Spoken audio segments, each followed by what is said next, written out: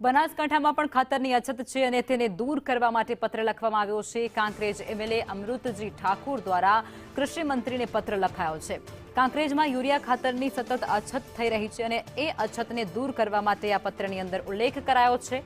Urea ખાતરનો પૂરતો જથ્થો પૂરો પાડવામાં આવે તે પ્રકારની માંગ એમએલએ દ્વારા કૃષિ મંત્રીને કરવામાં આવી છે। કાંકરેજના ધારાસભ્ય દ્વારા કૃષિ મંત્રીને પત્ર લખી અને ખાસ પ્રકારે રજૂઆત કરાઈ છે, કારણ કે યુરિયા ખાતર પૂરતો નથી મળતો। પૂરતો જથ્થો ઉપલબ્ધ ન હોવાને કારણે ખેડૂતોને વારંવાર ધરમના ધક્કા ખાવા પડતા હોય છે અથવા તો કતારોમાં ઊભા રહેવા માટે મજબૂર થવું પડતું હોય છે। સમયનો વેડફાટ થતો હોય છે અને જેને લઈ અને હવે એમએલએએ કૃષિ મંત્રીને પત્ર લખી રજૂઆત કરી છે। ક્યાંક ખાતરનો કાળા બજાર ચાલી રહ્યો છે, ક્યાંક ખાતરના વધારે રૂપિયા લઈ અને ચોરી છુપીથી ખાતર આપવામાં આવી રહ્યું ક્યાંક દેખાઈ રહ્યું છે।